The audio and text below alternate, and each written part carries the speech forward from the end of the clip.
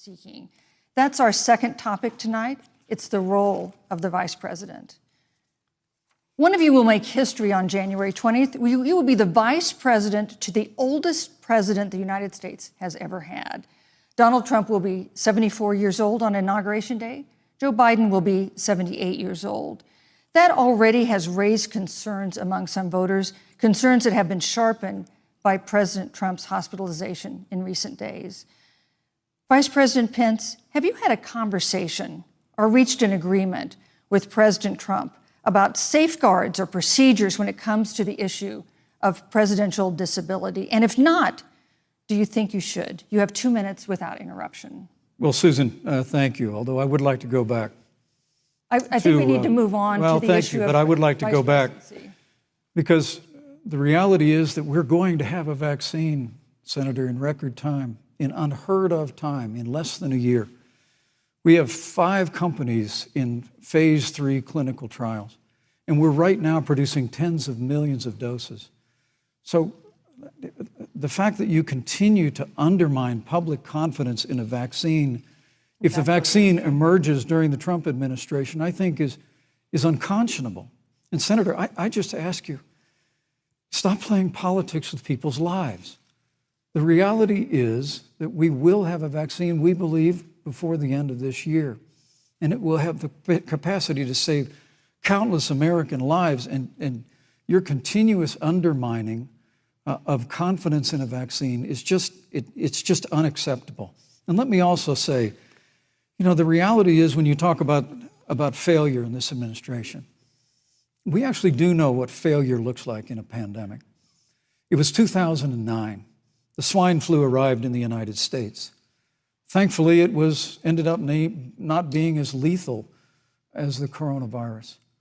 But before the end of the year, when Joe Biden was vice president of the United States, not 7.5 million people contracted the swine flu, 60 million Americans contracted the swine flu. If the swine flu had been as lethal as the coronavirus, in 2009, when Joe Biden was vice president, we would have lost 2 million American lives. His own chief of staff, Ron Klain, would say last year that it was pure luck that they did, quote, everything possible wrong. And we learned from that. They left the strategic national stockpile empty. They left an empty and hollow plan, but we still learned from it. And I think the American people, I'm going to say again, can be proud of what we have done. And Senator, please stop undermining confidence in a vaccine. Senator Harris, let me ask you the same question that I asked Vice President Pence, which is, have you had a conversation or reached an agreement with Vice President Biden about safeguards or procedures when it comes to the issue of presidential disability? And if not, and if you win the election next month, do you think you should? You have 2 minutes uninterrupted.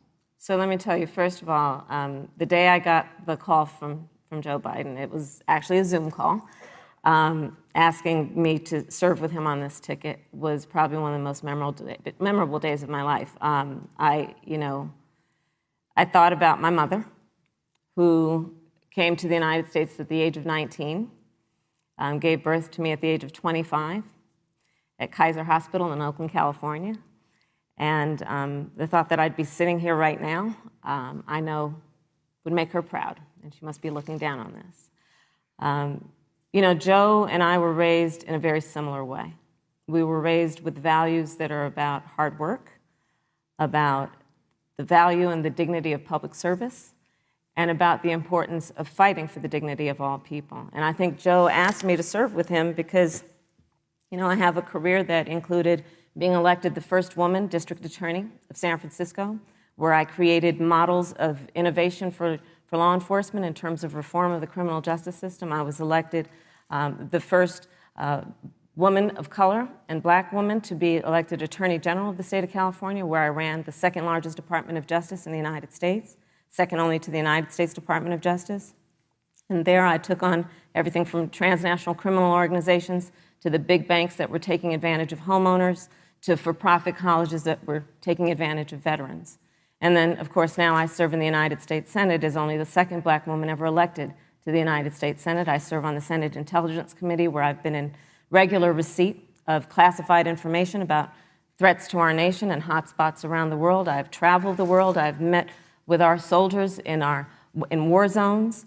And I think Joe has asked me to serve with him because he knows that we share a purpose which is about lifting up the American people.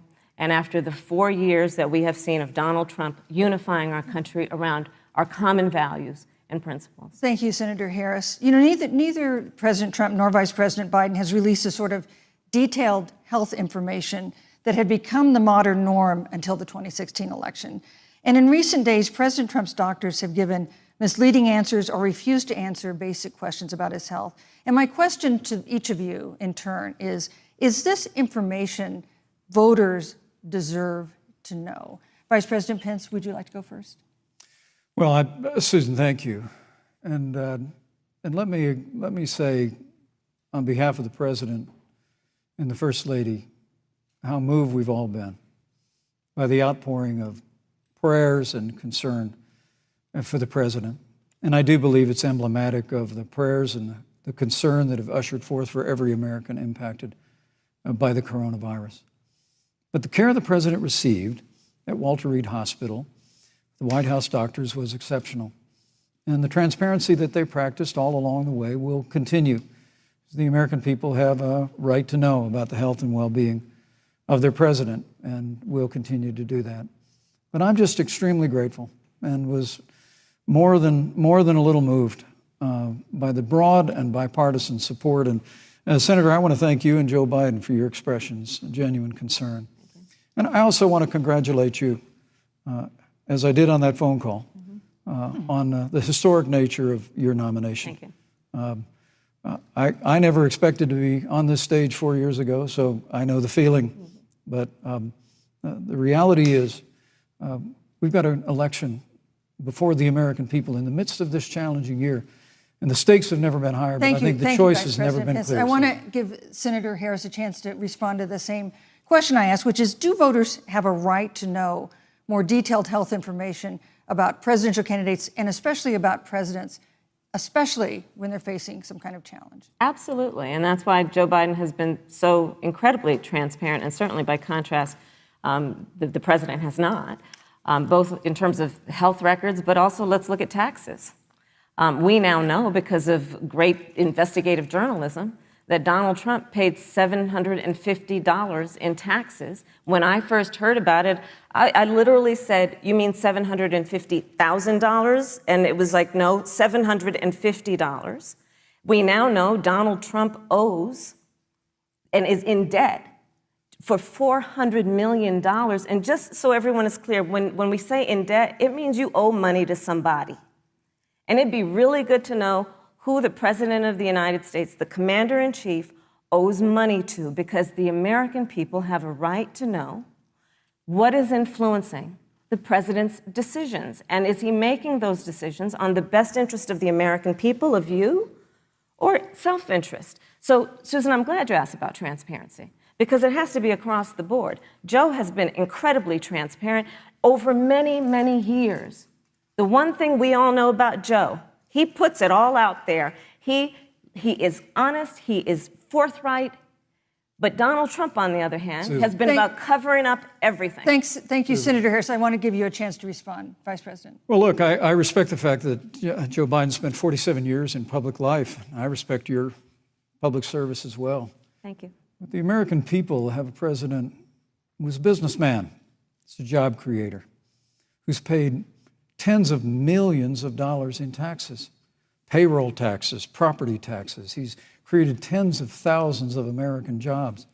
And the president said those public reports are not accurate. And the president's also released literally stacks of financial disclosures the American people can review just as the law allows. But the distinction here is that Joe Biden, 47 years in public service, compared to President Donald Trump, who brought all of that experience 4 years ago. Thank you, Vice President. And turned this economy around by cutting taxes, rolling back regulation, unleashing American Vice President energy, Pence. Fighting for free and fair trade, and all of that's on the Vice line President if Pence. Joe Biden and Kamala Harris. You know, that's a good segue into our third topic, segue. which is about the economy. This has been another aspect of life.